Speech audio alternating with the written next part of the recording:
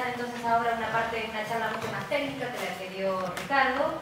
Les voy a contar algunas de las cosas que se hicieron y que estamos actualmente haciendo en una de las líneas de investigación del Departamento de Corrosión, que es la corrosión de biomateriales. Ahí le puse un título medio pomposo, Conexión entre ciencia de los materiales y la biología, para que se enganchen un poquito, pero bueno. Ante todo tendremos que empezar definiendo qué es un biomaterial, ¿sí? En la literatura encontramos muchas definiciones, ¿sí? Pero básicamente podemos decir que es un material utilizado en un dispositivo médico que está pensado para interactuar mutuamente con sistemas biológicos.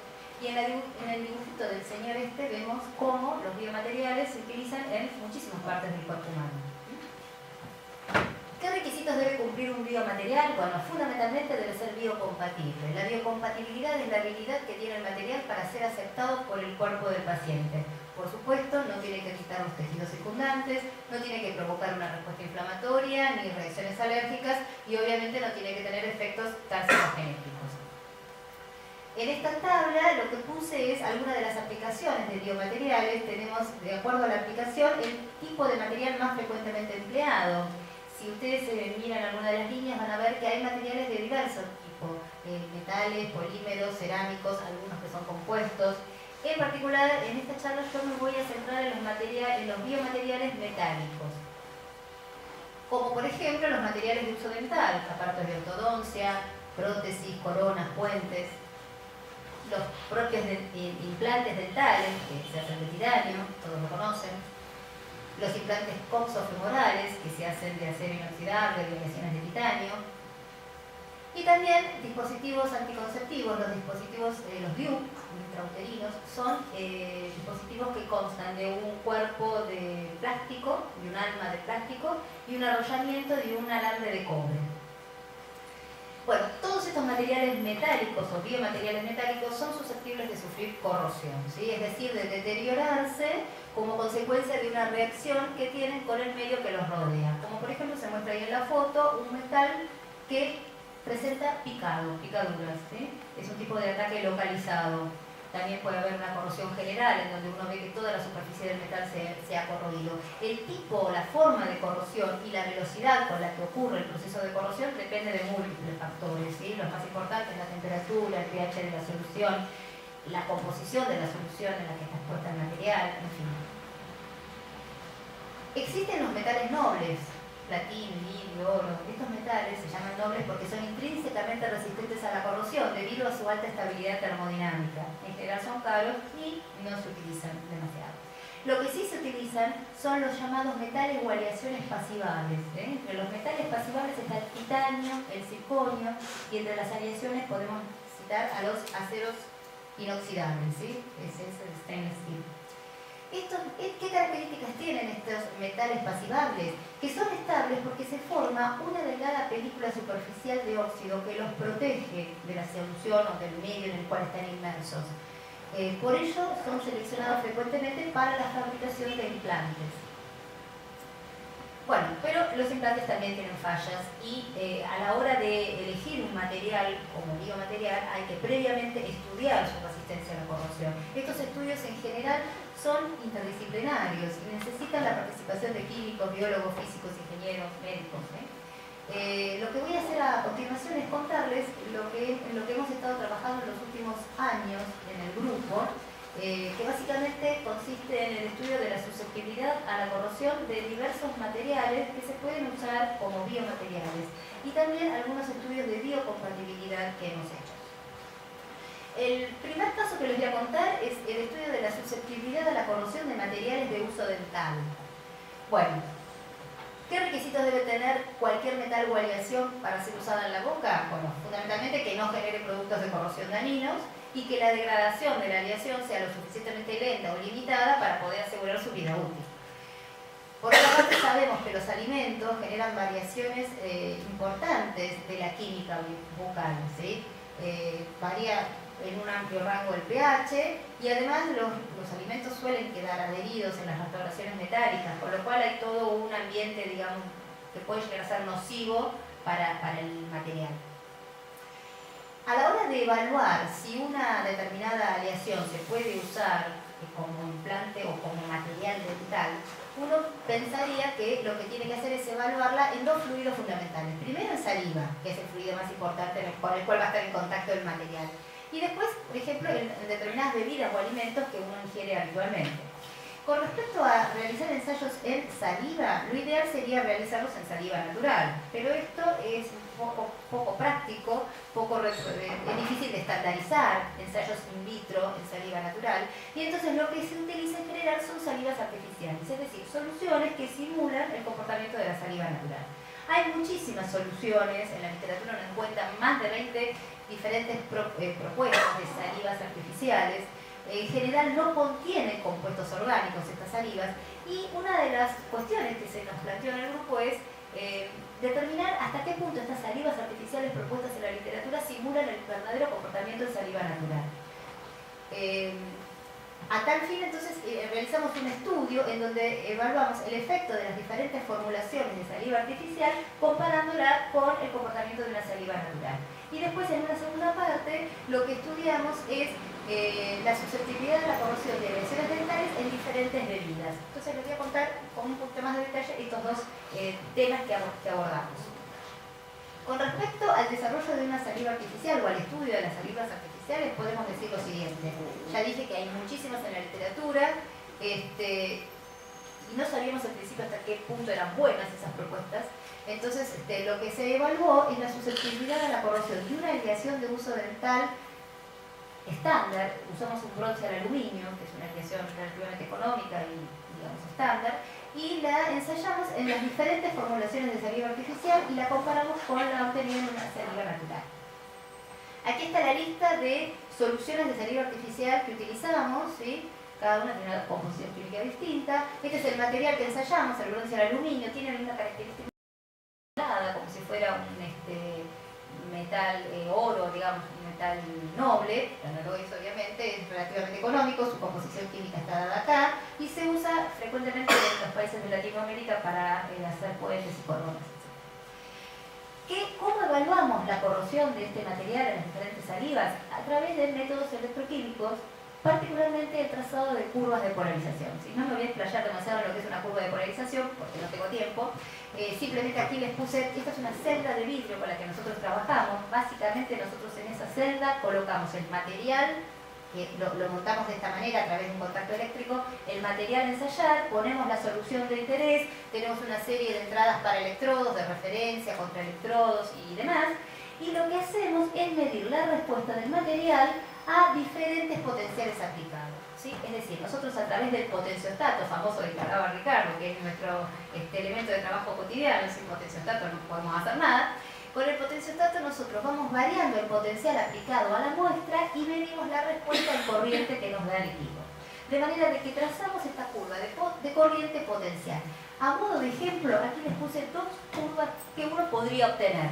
En el caso de la curva negra, uno ve que a partir del potencial de corrosión, que es el potencial libre que tiene la muestra cuando uno la sumerge en la solución, uno va aumentando en forma dinámica el potencial y ve que, por ejemplo, la corriente pasa por lo que se denomina una zona pasiva, es decir, se obtienen valores de corriente relativamente bajos y estables, ¿sí? En ese rango de pasividad, la aleación está relativamente protegida, está pasivada, ¿sí? Y es un comportamiento deseable para un biomaterial. Si uno aumenta mucho el potencial, puede llegar a lo que se denomina potencial de ruptura y encontrar que la corriente empieza a aumentar rápidamente o abruptamente, dando cuenta de que la pasividad se rompió, esa capa de óxido que protegía el metal de alguna manera falló, aumenta la corriente, el metal se empieza a corroer, puede ser por ejemplo por picado.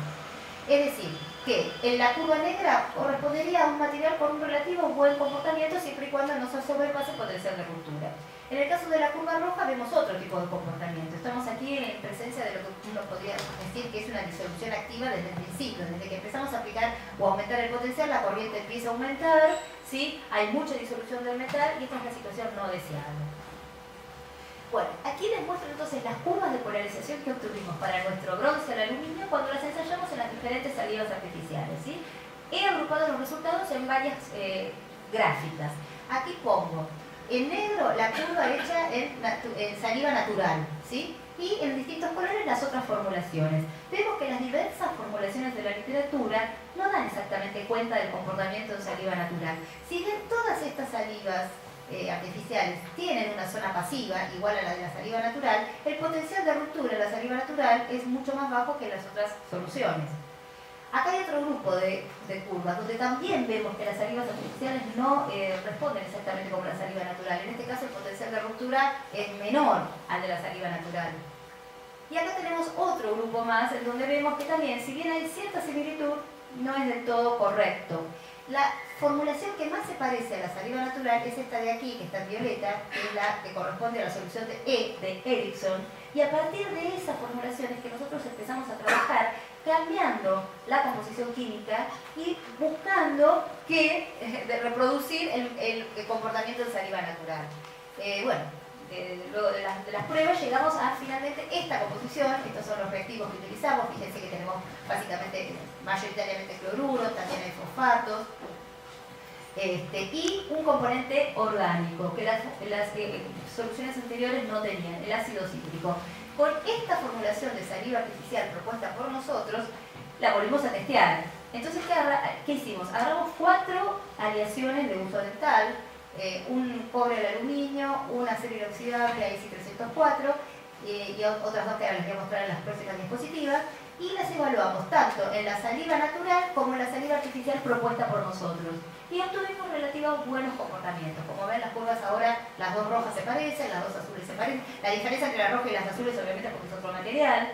Pasemos a la siguiente. Aquí cambiamos a otra aleación típica del TAC, que es una aleación cobalto-cromo, y acá una amalgama con bajo cobre.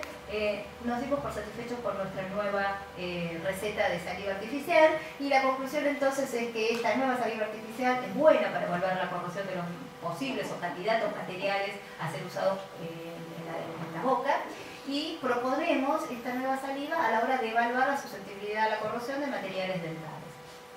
Después nos abocamos a la tarea de estudiar qué efecto tienen las bebidas y los alimentos sobre los materiales dentales.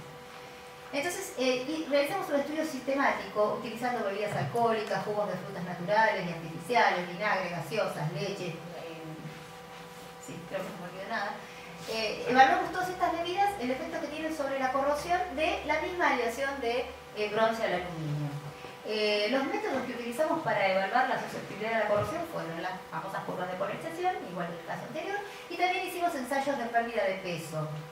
Sencillos, son ensayos en los cuales uno pesa inicialmente la muestra que tiene, la sumerge ahí en un vasito con la solución en estudio, la deja un periodo determinado de tiempo, 7, 15, 30 días, puede, la saca, la vuelve a pesar y por la diferencia de peso ve cuánto se corroyó.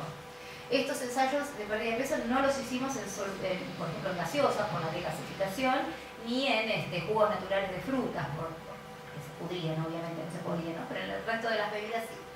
Los resultados de la velocidad de corrosión en las diversas bebidas los comparamos con la velocidad de corrosión en la saliva. Bueno, aquí les pongo todas las bebidas con las que trabajamos, ¿no? Además de la saliva artificial, trabajamos con una solución de cloruro de sodio molar, que es una solución bastante agresiva, tiene bastante cloruro, estándar, a modo de comparativo, vinagre, vino blanco, vino tinto, jugos, bueno, aquí tienen leche, cerveza gaseosa, todo a 37 grados, simulando el hábitat bucal. Y las curvas de polarización están acá. De nuevo las presento en 2 paquetes. En este paquete vemos la solución 1 molar de cloruro de sodio es la más agresiva, es la que presenta las mayores corrientes, ¿sí? Las demás, las bebidas, son menos agresivas, por suerte, adiós, gracias. Aquí vemos que se parecen mucho el vino blanco, el jugo de limón, la gaseosa y el vinagre, ¿sí? Son, digamos, no hay una zona pasiva, acá la corriente empieza a aumentar y no aumenta mucho, pero uno esperaría no un picado, sino más bien una corrosión general, algo así. Y en este grupete de curvas pusimos las que parece que tienen una zona pasiva. Tenemos la saliva artificial y tenemos la leche, la cerveza. La leche y la cerveza parecen las más inocuas. Qué contradicción, ¿no? Leche y cerveza, las más inocuas. Bueno, digo inocuas porque son las que tienen un rango de pasividad más grande, ¿sí? Después tenemos el jugo artificial de naranja, acá crece la corriente un montón, el jugo natural de naranja también, ¿sí? ¿Qué vimos en el microscopio electrónico cuando terminamos los ensayos? Miramos las muestras. Bueno, este es el material sin ensayar, ¿sí? Y bueno, evidentemente, la cerveza es bastante inocua, no le pasó nada.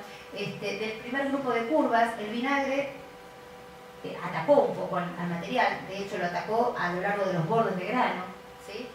El jugo de limón un poquitito, el cloruro de sodio también un poquitito, y bueno, como yo ya les dije, la cerveza y la leche parecen ser las que dejaron la superficie más limpia. Cuando medimos la velocidad de corrosión a través de los ensayos de inmersión, intentamos relacionar la velocidad de corrosión en las diferentes bebidas con el pH de la solución que habíamos medido.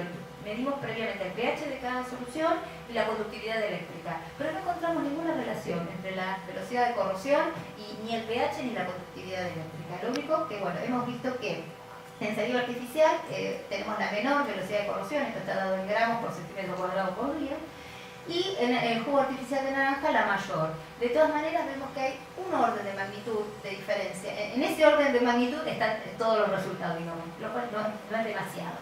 A la hora de ver por qué esta variabilidad o a qué podemos atribuir las diferentes velocidades de corrosión, tenemos que tener en cuenta que los alimentos y bebidas contienen numerosos ingredientes que además interaccionan entre sí y que entonces se hace muy difícil asignar un efecto particular de cada ingrediente a la velocidad de corrosión. Sí, la próxima. Lo que sí pudimos hacer es establecer un ranking de agresividad de las diferentes bebidas. La saliva artificial, la menos agresiva, por suerte, porque está en contacto con las aleaciones todo el tiempo. Después le sigue el jugo de limón, el vinagre, el vino blanco, el vino tinto y el jugo de naranja artificial. Como dije antes, vimos que esta agresividad es independiente del pH y de la conductividad eléctrica de cada una de las bebidas. La próxima. Y el análisis que hicimos fue el siguiente. La bebida más agresiva, que fue el jugo de naranja artificial, tiene una velocidad de corrosión un orden de magnitud mayor al de la saliva. Si bien un orden de magnitud es bastante, no es mucho. Primero, porque ya la saliva da una velocidad de corrosión baja. Un orden de magnitud no es tanto si uno tiene en cuenta el corto tiempo, o el corto periodo que está el jugo de naranja en contacto con la aleación dental. Entonces, teniendo en cuenta este corto tiempo, sí, la próxima, podemos decir que el efecto, o sea, la conclusión final fue que el efecto de las diversas bebidas sobre la corrosión de este tipo de aleación dental, en particular el bronce al aluminio, no es un factor limitante para su uso porque no genera una alta velocidad de corrosión. Teníamos miedo con la Coca-Cola, con cosas así, pero bueno, ninguna fue demasiado corrosiva.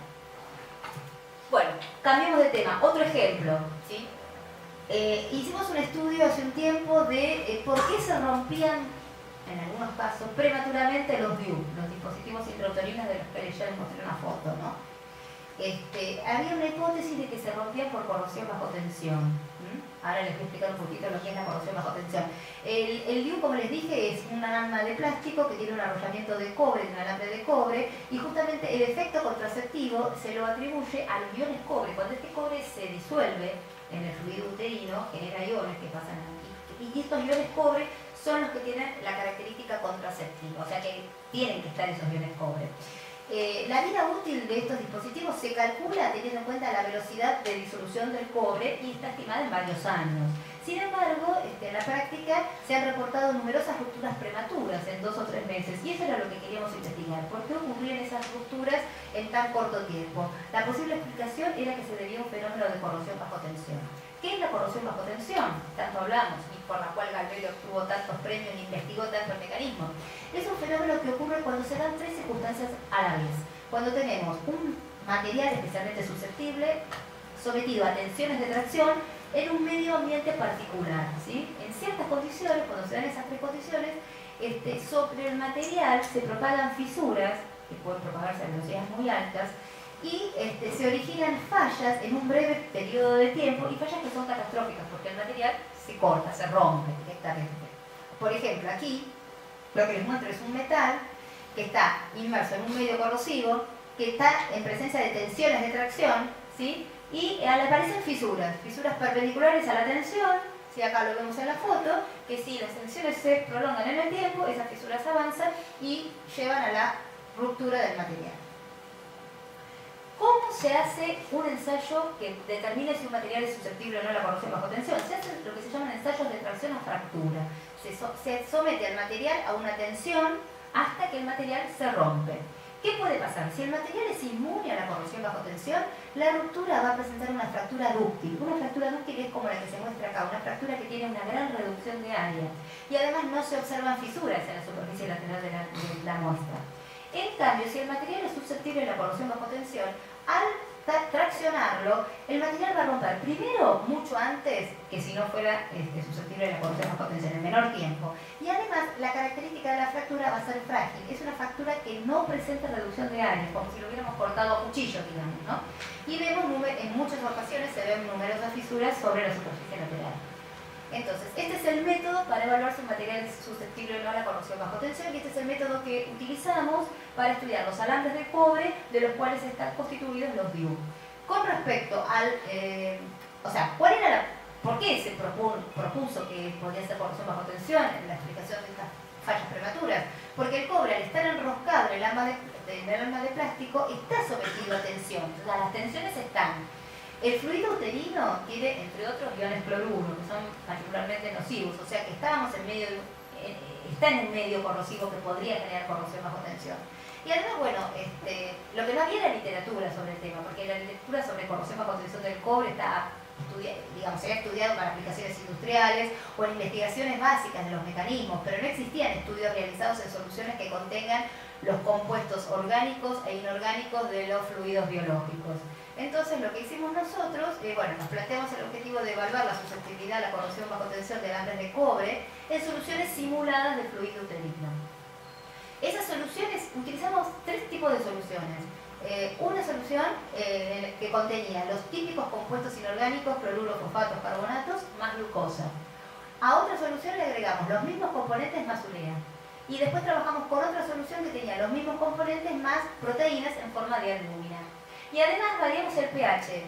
Trabajamos a pH de 6 y de 8, que son los pH habituales del fluido uterino, y consideramos también el caso de pH igual a 4 para contemplar la probabilidad de un proceso infeccioso, que es cuando baja el pH.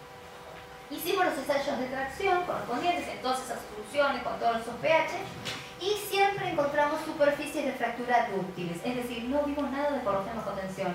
Los alambres rompen así, en forma dúctil, no hay fisuras laterales. Lo que sí encontramos es en algunas soluciones, particularmente aquellas que son muy concentradas en albúmina y de bajo pH, una gran corrosión generalizada. Acá se ve como la sección del alambre, que originalmente era de 500 micrones, decreció a 390 micrones. Es decir, la corrosión es general. Se disminuye tanto la sección del alambre que, bajo esas condiciones de alta concentración de albúmina y de bajo pH, se puede generar una falla prematura, no por corrosión bajo tensión, sino por corrosión general. Y esa fue la conclusión final, a la que llegamos. Como a lo largo del ciclo menstrual hay variaciones en la composición química del fluido uterino y hay descenso en el pH, estos cambios, que en algunas personas serán más pronunciados que en otros, son los que pueden generar el alta velocidad de corrosión general y la falla prematura. Bueno, sigo, de carrerita, estoy hablando rápido porque preparé muchas diapositivas más quizás de las que voy a tener tiempo de presentar. Otro tema que estudiamos, que estamos actualmente estudiando, corrosión de implantes. Algo importante de los implantes, una característica deseable de un implante es que el material del implante sea un material óseo integrable. ¿Qué es la osseointegración? ¿Cómo se descubrió? Como muchas cosas en la ciencia, ¿no? Fue por casualidad. El profesor Branneman, mientras llevaba a cabo investigaciones en las cuales estudiaba el cicatrizado de tejido óseo, usaba unos tornillos de titanio. Esos tornillos de titanio, durante sus investigaciones, estaban en contacto directo con el tejido óseo vivo. Y este señor descubrió, mirando el microscopio, que luego de un tiempo de usar el tornillo de titanio, en el tornillo de titanio crecía hueso nuevo alrededor del tornillo de titanio. Es decir, el titanio era óseo integrable, el hueso crece sobre el titanio. Ahí fue cuando se acuñó este nuevo término, osseointegración. Y entonces ahora cuando buscamos o queremos seleccionar posibles materiales para implantes, tenemos que estudiar si el material ese va a ser osseointegrable o no. Y para eso tenemos que tener un test o un método o algo que nos permite evaluar la osseointegración. Bueno, nosotros lo hacemos a través del denominado Laminar Implant Test. Este ensayo fue diseñado aquí en la Facultad de Odontología de la Universidad de Buenos Aires por el grupo del doctor Cabrini y consiste en implantar en ratitas en la tibia una pequeña laminilla del material a estudiar. En realidad se implanta ese material en estudio, no está en contacto con hueso vivo, se lo ponen en la médula de la tibia, se hace la cirugía, Se esperan 30 días, al cabo de 30 o 60 días, al cabo de ese periodo de tiempo se sacrifica el animal, se le extrae la tibia, se hacen cortes y se ve, se mira a ver qué es lo que pasó alrededor de, por ejemplo, este implante, ¿no? Y lo que puede pasar son dos cosas. Si el material con el que estamos trabajando es un material óseo integrable, como es el titanio, uno observa esto. Uno observa que alrededor del material, acá empezó a crecer hueso nuevo, en una zona donde antes no había hueso, ¿sí? El hueso estaba alrededor y esta era la médula, ¿sí? El titanio es un óseo integrable. Mientras que si uno está estudiando o está trabajando con un material no óseo integrable, como el cobre, uno ve el implante de cobre y ve que no hay hueso alrededor. Con esta técnica es con la que nosotros nos manejamos y lo que medimos para cada tipo de material o condición particular del material es lo que sería el volumen de hueso nuevo formado alrededor del implante y el porcentaje de integración que se define como la cantidad de, ¿cómo sería? El perímetro que está en contacto con hueso nuevo, digamos, ¿no? Ahora después en otra foto se va a ejemplificar mejor lo que digo. Bueno, ¿qué es lo que hicimos nosotros? Una de las cosas que hicimos es estudiar la probabilidad de usar circonio, el circonio, ¿sí? Del cual en la Comisión de Energía Atómica sabemos mucho de circonio porque las aleaciones de circonio se usan para componentes de los reactores nucleares, para las vainas de elementos combustibles. Bueno, entonces todo lo que trabajamos en Comisión de Energía Atómica, el circonio es para nosotros una cosa muy conocida. Resulta ser que el circonio se sabe que es también óseo integrable, así como el titanio. Entonces quisimos estudiar a ver qué pasaba con el circonio, si era mejor que el titanio o no. Entonces hicimos un estudio de circonio anodizado. ¿Por qué lo anodizamos? Porque el circonio ya forma espontáneamente una delgada capa de óxido sobre su superficie, al aire, ¿no? Y esa delgada capa de óxido es lo que lo convierte en un material pasivable y bueno. Nuestra idea fue, a su vez, anodizar al circonio, de manera de crecer esa capa de óxido y mejorar su resistencia a la corrosión. Por otra parte, se sabe de la literatura que la rugosidad de la superficie es un factor importante para la oseointegración, para una buena oseointegración. Se cree que hay una rugosidad óptima para tener una mejor oseointegración. Entonces nosotros a través de distintos procesos de anodizados a distintos potenciales, lo que queremos ver es si hay alguna rugosidad particular que genere una mejor oseointegración. Es decir, que lo que hicimos fue, el objetivo del trabajo fue, por un lado, tomar circonio y evaluar su resistencia a la corrosión a través de ensayos electroquímicos, la curva de polarización, y evaluar la biocompatibilidad a través de ensayos in vivo de oseointegración cuando el material es anodizado a potenciales que varían entre 0 y 120 voltios. Entonces, bueno, acá hicimos muchas cosas, no tengo tiempo de contarles. Esta es la fuente con la que hacemos los anodizados. Una vez hecho el anodizado, que lo hacemos en solución de ácido fosfórico, hacemos toda una caracterización superficial a través de microscopía electrónica, vemos los elementos presentes sobre la superficie por espectroscopía dispersiva de energía, otro tipo de espectroscopía de plasma inducido por láser para detectar otros elementos que si no, no los vemos, hacemos espectroscopía Raman para ver la cristalografía del óxido, hacemos las medidas de rugosiometría para ver si tienen relación con la oseointegración.